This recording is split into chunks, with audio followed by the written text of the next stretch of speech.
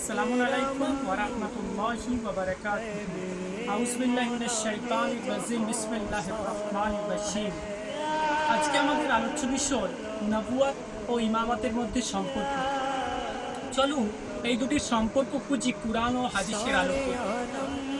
নবুয়ত হচ্ছে আল্লাহর পক্ষ থেকে মানবজাতি হিদায়াতের জন্য মনোনীত বিশেষ বান্দার মাধ্যমে নির্দেশ প্রেরণ করা, যা কোরআনে সূরা নাহলের 36 নম্বর আয়াতে আমরা দেখতে পাই, যেখানে বলা হয়েছে, নিঃসন্দেহে আমরা প্রত্যেক জাতির ভেতরে একজন রাসূলকে পাঠিয়েছি।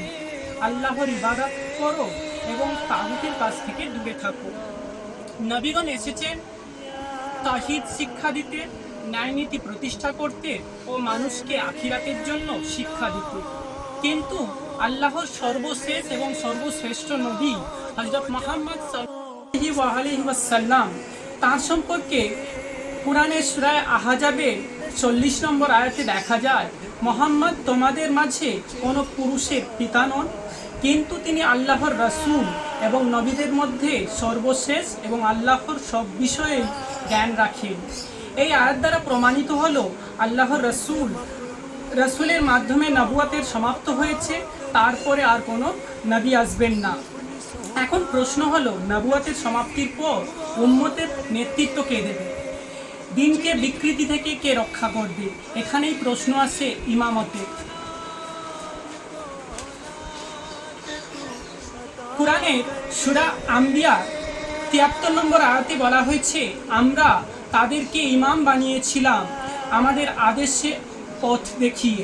এছাড়া সূরা মাইদার 55 নম্বর আয়াতে বলা হয়েছে, তোমাদের অভিভাবক শুধু আল্লাহ, তার রাসূল এবং সেই বিশ্বাসী যে নামাজ বজায় রাখে এবং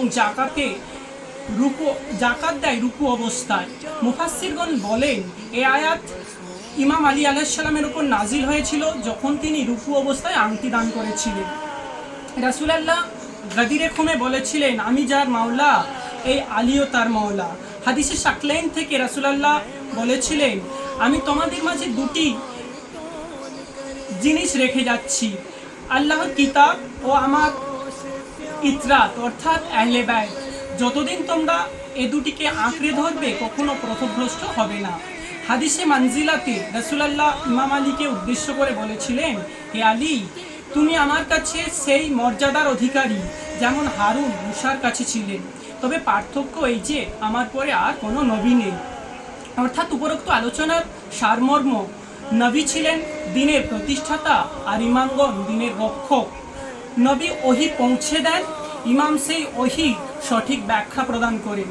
তাই নবুয়ত ছাড়া দ্বীন শুরু হয় না, আর ইমামত ছাড়া দ্বীন সম্পূর্ণ হয় না। সর্বশেষে কোরআনে সূরা মাইদার 3 নম্বর আয়াত, আজ আমি তোমাদের দ্বীনকে পূর্ণ করলাম, তোমাদের উপর আমার নিয়ামত সম্পূর্ণ করলাম ও ইসলামকে তোমাদের জন্য দ্বীন হিসেবে মনোনীত করলাম। এই আয়াত নাজিল হয়েছিল গাদিরে খুমে ইমাম আলী আলাইহিস সালামে ইমামতের ঘোষণার সময়। আল্লাহুম্মা সাল্লি আলা মুহাম্মাদিন ওয়া আলি মুহাম্মাদ ওয়া আজ্জিল ফারাজাহুম।